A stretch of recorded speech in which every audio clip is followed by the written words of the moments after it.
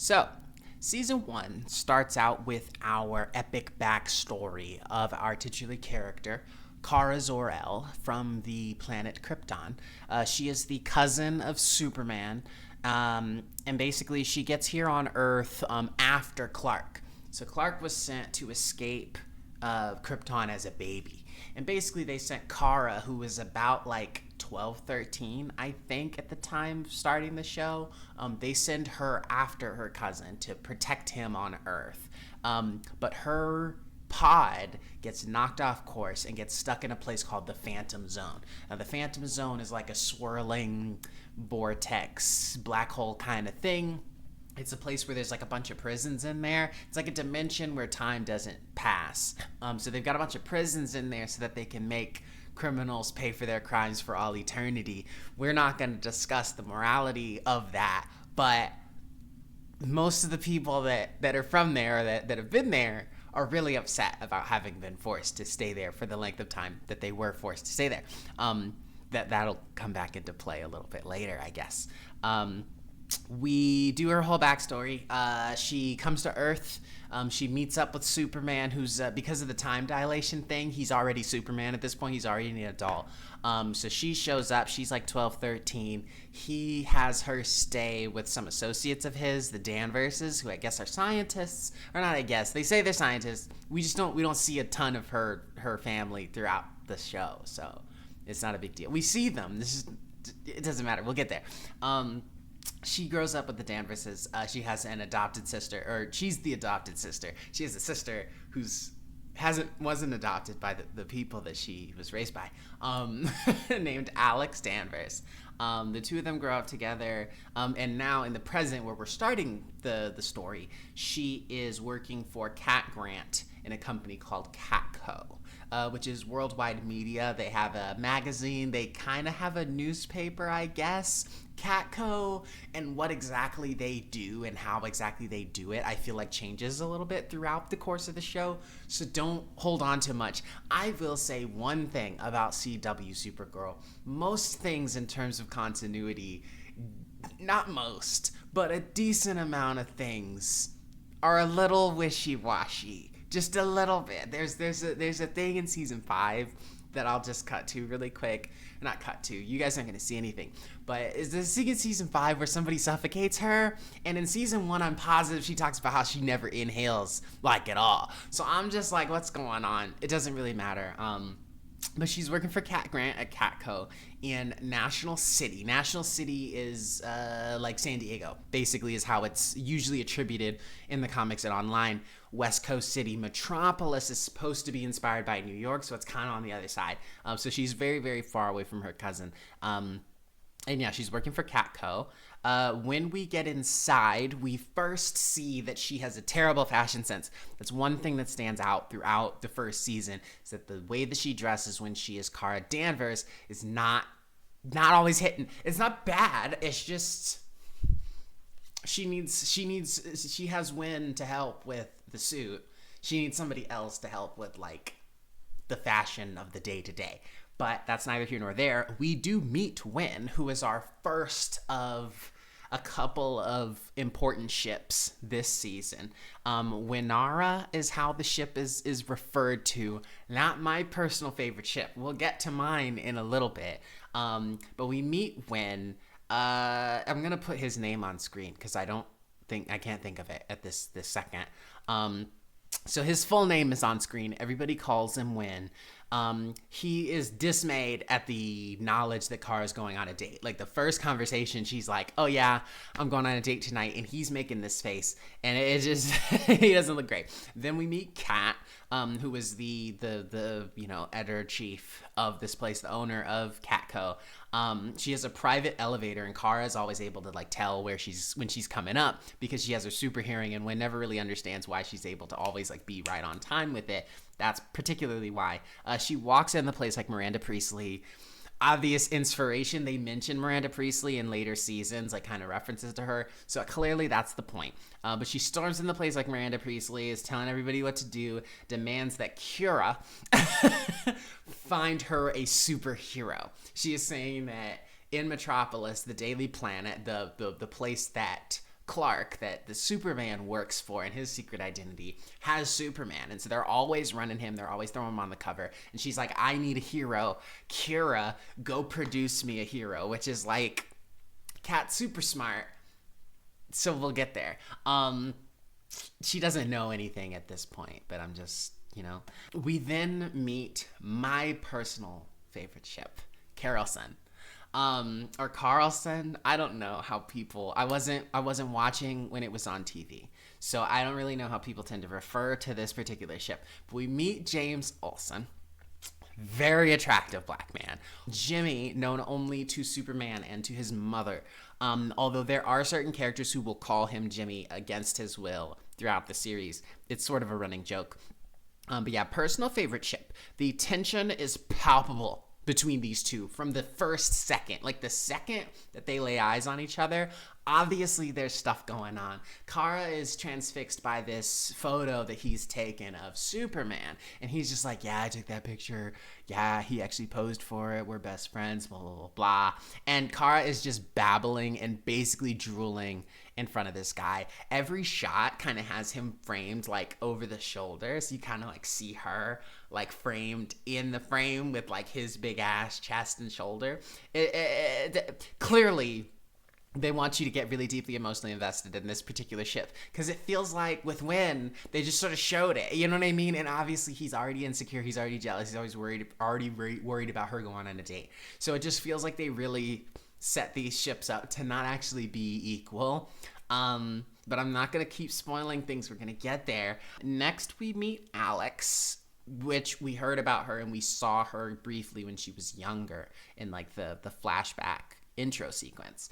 But yeah, we meet Alex for the first time.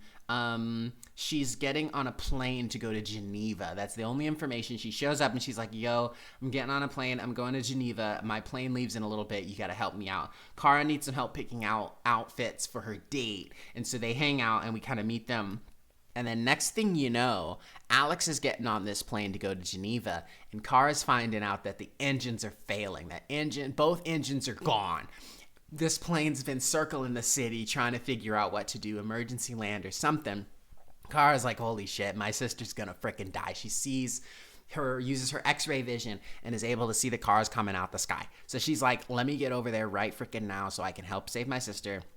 And she flies for the first time, and it's a wonderful sequence of her like trying out her powers after a really long time of hiding it, and she saves the plane and everybody's happy and she's framed really cool. She stands up for way too long. I would get the hell out of there as soon as I was done, but she really just stands there catching her breath in front of everybody. Feel like you could have treaded some water, feel like you could have ran off to the side, done a super jump, something to get out of vision, you know what I mean? But she's standing there getting photos taken of her from the plane. Whatever. I guess your identity's out there now. Everybody knows there's a superhero in town. I'm sure by this point, Kat probably already knows, but we don't really see her perspective. But whatever.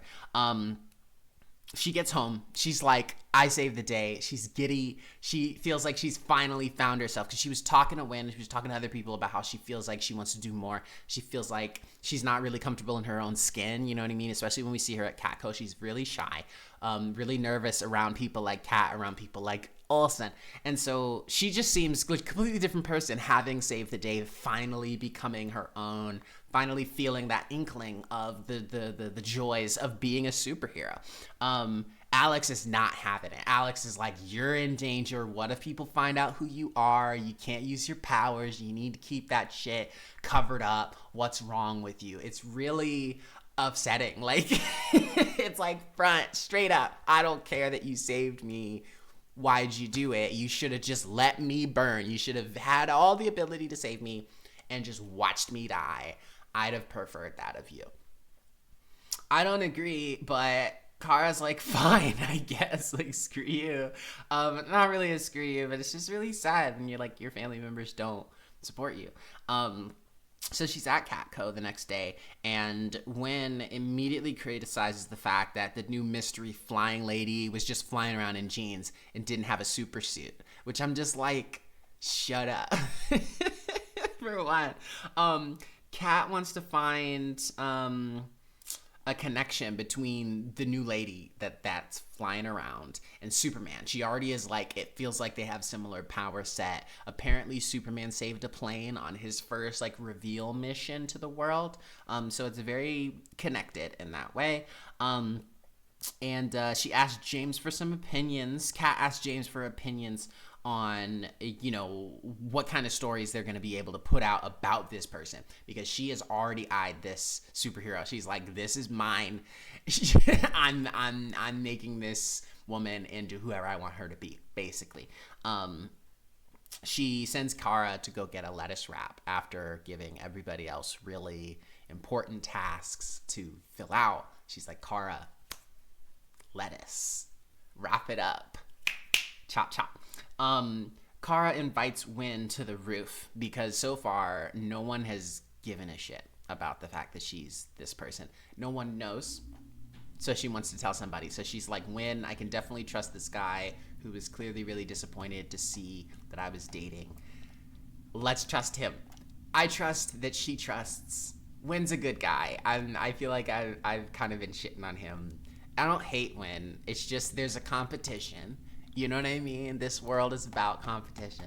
Their world is about competition, and ours is a little bit too. It shouldn't be. But anyway, I'm not a big fan of their ship, so I'm going to keep shitting on Wynn. Okay? Sorry for the Wynn fans out there.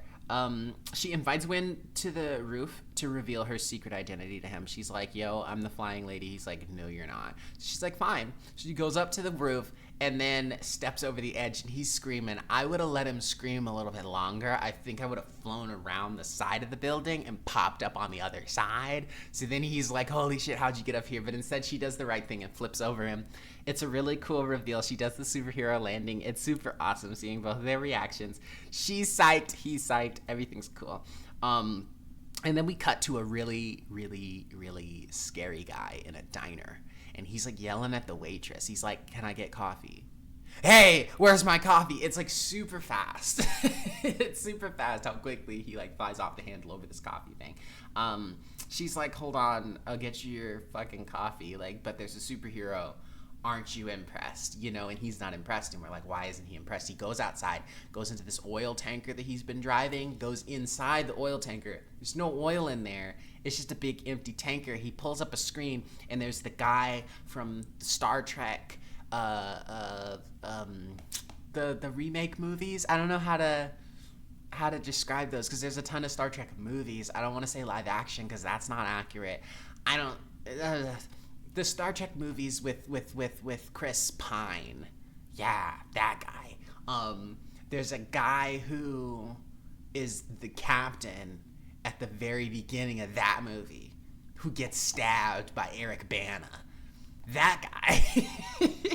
He's like the baddie behind the screen, basically. And he's like, the DEO agent was supposed to die in that plane crash, and they're not dead. So what's going on? This other guy, I guess his name is Zartaz, he takes off his hat, and he's like got like rips, like weird little fin thingies on his head. So we're like, oh shit, he's an alien. He's like, I'm gonna figure it out, and I'm gonna kill this person. It turns out they already know who she is. They already have connected her to Superman. They're like, she's the daughter of Allura, who is the woman that put us into the Phantom Zone, into this prison. So we're gonna get this lady. So they want blood. Now we get to the titular suit up moment. Wynn has agreed to help out Kara with her super suit, because if you remember, the only criticism that he had at the very beginning was that she didn't already have his freaking super suit. So he's like, let's do it. I'm gonna fix up your suit for you. And the first suit that he pulls out is the skimpiest thing that I've ever seen in my life. It's not the skimpiest thing ever, but it's skimpy in the right ways. That's like, if I come to your house and you're gonna give me a superhero suit, and this is the first one that you pull out, I'm leaving. She gives him another opportunity, and he does it right the second time. But the first one, it's played for laughs, but it's just like, obviously you're objectifying me with this. Like, why would you put me in this? Why would it's you'll see it on screen if I've gone ahead and drawn the thing. The second one works. He slanders the cape. He's like, nobody needs capes. Tell your cousin that I said his cape was lame and he sucks and he can totally, I could beat him in a fight. He says all of that and doesn't take it back whatsoever. Kara removes her glasses and Wynn is like stunned into silence. I will admit, it's cute seeing his reactions to her, but you don't have a chance, Wynn. There is a fire, and so she's like, let me go out and save these people from the fire. We see her do a couple other jobs. She tries to like do hard turns, but she doesn't have a cape, and they're like, oh shit, capes, aerodynamics. That's why we're gonna do the cape. So they do the cape thing. Now she's flying, and suddenly she gets tagged with 2 kryptonite darts. She's gone. She's on the ground. And when she wakes up, there's another scary guy, a different scary guy. He's sitting over the table. She's laying there. He's like, hi, my name's Hank Henshaw. And then Alex shows up, her sister. So Alex is the DEO agent that they were trying to kill on the plane, it turns out.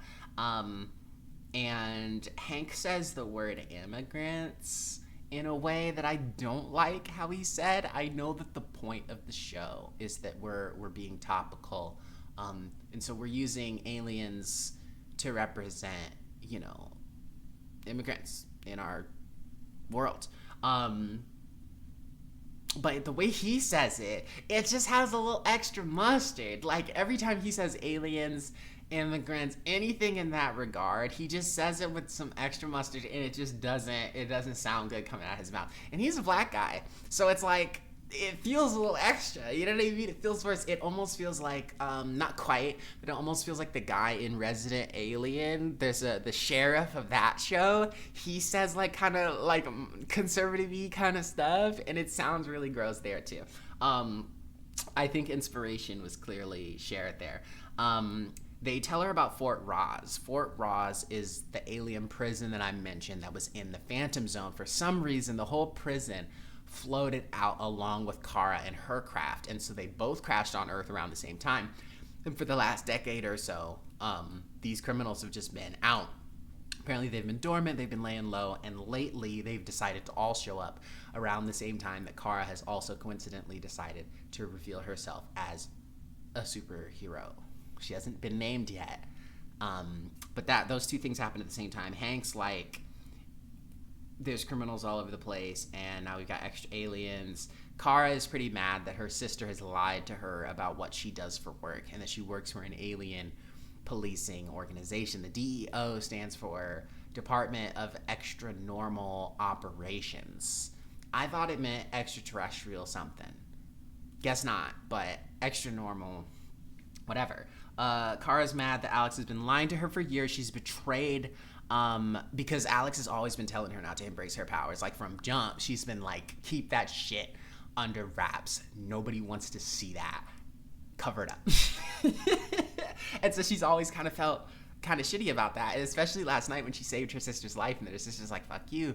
Turns out you work with aliens every single day, and you've been lying to me. That's crazy. Maybe the reason why you're working here is because you have an alien sister. Because Hank already knew. They had the pod that she came in the lobby. Like, so clearly you're only here because I'm here. She's like, nah, that's not true. I'm here because all these degrees, da da da da. They have a little back and forth. And then next scene, we're back at Catco. Cat Grant has dubbed this new superhero officially as Supergirl. And Kara's not super happy about that. She storms into Kat's office. Kat defends her decision using girl instead of woman. She's like, I'm a girl, you're a girl, girls rule, fuck you. I agree. I have no notes. And she's like, actually, I'm going to fire you because you stormed in here and started screaming at your boss, which doesn't make a whole lot of sense. And this person can't be you. So there's no personal reason why you should be this offended by the thing that I decided to do. So she's like, I'm going to fire you. James shows up and he's like, hey, Kara took this picture and shows the photograph. And it's a photo of Supergirl. Which I'm like, the way that the photo's taken, I don't know where James got the photo without Kara seeing him take this photo. She's like facing the camera, not that far away. I don't know. It doesn't matter. But he's like, she took this photo. Kat's like, okay, you did a good job, but you need to be less humble or whatever and take credit for your work. Cool. I'm going to keep you around. You have one extra day of work. I'll fire you tomorrow kind of thing. Kara's like, why'd you jump in? I had that. He's like, you were about to be fired. You didn't have nothing. He gives her some more eyes. It's really nice. They're totally in game. Kara then gets a call. Like, she hears someone talking to her in a frequency that apparently only Kryptonians can hear. And so it's Vartox. It's the head guy. The guy. He has an axe. I haven't said the axe. I may have drawn the axe. Doesn't matter. Vartox is like, let's go. We're doing our final showdown. Show up at the docks. So she heads to the docks. Let me see. We go, before she heads to the docks, we get our first iconic shirt ripping moment where we see the S symbol underneath. It's really cool. It's super iconic. Jumps off the roof, goes and flies to get this guy.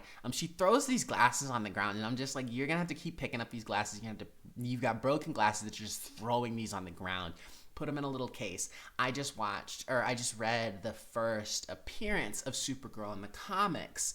The first appearance on the cover, because she's not technically in that issue. But there's a point where Superman meticulously describes how he folds up his clothes into a really compact ball and stuffs them into a hidden compartment in his cape, which I'm like, I think that would affect your flying. I wouldn't want a big hunk of clothes and shoes and glasses in the cape that's on my back while I'm flying around.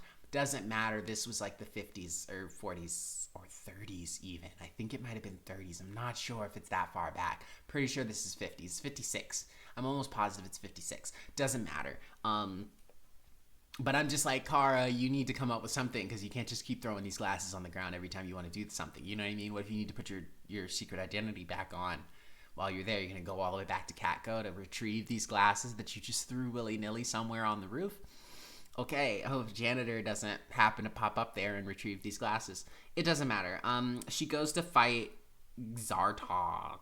Zartog? Or is it Zartaz? I have it written down. She goes to fight Zartox and almost immediately is on the back foot. She has no fighting training. And one thing I will say is difficult. I understand why the show did it this way, but the continuity in terms of power scaling is a little all over the place, or very all over the place throughout the entirety of the show.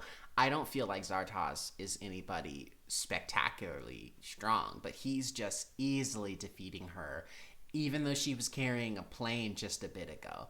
It doesn't matter. It's good that there's stakes, I will say. I'm glad that they allowed her to be vulnerable so that there can actually be stakes, because sometimes it feels like with superhero stuff that they're just like, regular people are just punching them and they're just not feeling anything, and it's fine. Doesn't have that problem here. She's definitely vulnerable, although she's getting choked a lot. Zartaz loves choking women. So he's squeezing, she's crying out. The DEO shows up, Alex and a helicopter. It's just Alex in a chopper. Show up, shoot at Zartaz. He runs away. She saves the day. They are pulling bullets out of, or she like has like a chunk of metal from Zartaz's axe in her arm, and so they get that out. The wound heals almost immediately. She's feeling a lot better, and Alex apologizes. She says that she just kind of felt like she wanted to be normal growing up, and it felt like she had a sister who was overshadowing her all the time, and so she felt like she was kind of pushing Kara down in order to put herself up. And she apologizes for this, and she gives Kara a crystal that they found in the pod. And it's a message from her mom telling her, I sent you here not just to protect your cousin, but also to be your own person. You should go off and do whatever the hell you want to do, as long as you use your powers for good and truth and justice and blah, blah, blah, and be true to yourself. DEO next day, the two go in there together, marching side by side. Hank Henshaw yesterday was like, yeah, you failed. We don't need extra aliens running around. I don't trust aliens. I don't like their nasty alien asses. He says all that stuff.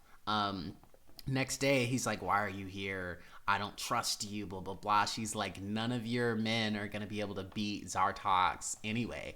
So just let me give it a try. They've got a plan, and the plan is that she's going to use her laser eyes to blow up this dude's axe because it's like, has like some kind of cell in it that makes it super heat so he can cut through stuff really easily like butter. Not like he wants to cut through things. He wants to cut through people like butter. But the axe, I'm sure, can cut through butter just as fine as anything else. But she's gonna superheat the axe and it's gonna explode. And so she acts like she can't fight this guy and lets him pin her down again, lets her start choking. He goes right for the choking again. Like, dude loves to choke. And then she uses her laser eyes and blows up the axe. And he's screwed up, laying on the ground. He's like, you know what? You may have defeated me, but you're not going to beat what's coming. There's vague stuff on the way, and we're going to see once we're no longer in the pilot, and we know if we have money for the rest of the season. And then he takes a chunk of the axe and stabs himself in the chest. He's done. He's like, I am not even going to get captured by my bosses for failing. We're done. See you later. Zartox is... Zartox. It's Vartox. I'm pretty sure I've been saying Zartox this whole time. It's Var with a V. It's a Vartox. Vartox is gone. Tox. Shut up. So then Alex asks Hank if Kara was the only reason why she was actually brought into the DEO. And he's like, yeah, of course. That's the reason we brought you here. But the reason you get to stay is because you're really good at your job. And he smiles, and they smile at each other, and everything seems cool. We're not sure how we feel about Hank yet. Wynn is excited to do more guy in the chair stuff back at work at Catco. James tells Kara to meet him on the roof, and he's like, you're probably real tired because you've been beating alien ass. And she's like, what's going on? He lets the elevator close, which is like, we could both hop in the elevator together and go to the roof. He's like, nah, I'm going to the roof. You meet me at the roof so that I can have my dramatic moment and give you some more eyes. And so he's giving her all kinds of like, meet me on the roof eyes. And I'm like, what are they going to do on the roof? She goes up there and he's like, yeah, I know who you are. Clark basically engineered this whole thing, sent me to National City so that I could babysit you. He says it in a nicer way, but that's really what he's saying, is that your cousin knew you were going to be living here, and so he sent me to leave my very lucrative job in New York City to go to San Diego to be with you. National City versus Metropolis. This isn't the real world, but whatever. He also gives her a box, and there's a cape in there, and it's made out of the blanket that Clark was sent to Earth in, which is an impenetrable fabric that won't that's completely bulletproof. So now she has a cape that she doesn't have to worry about it getting full of holes. I don't completely understand how this suit that Wynn makes is bulletproof too. Because even before, we see her, we're like, is she bulletproof? We don't know. And we see her walk up straight into a gun. Like, she's like, I don't know. And she doesn't even try to block them. She's just like, yeah, I probably am. Takes a bunch of bullets. And then we see that the cape is full of holes. But her suit wasn't. Like, they wouldn't it would bounce off her skin. But, you didn't make impenetrable fabric. Whatever. She has a suit now and a cape now that can't be pierced with bullets. Wonderful. He gives her some more let's clap some cheeks eyes, and the next thing you know, we're in a scary dark room, and we've got the guy who's the captain in Star Trek, and he's talking to a lady who looks just like Kara's mom, and I'm like, oh shit, her mom's still alive. No, this is an aunt. This is a twin sister of her mom who apparently was in the Phantom Zone too. And she's like, yeah, we're gonna get this lady for revenge on my own sister. And he's like, this is your family. Aren't we gonna go easy on her? Something. She's like, nah, everybody's gonna die. And that is the pilot of CW Supergirl.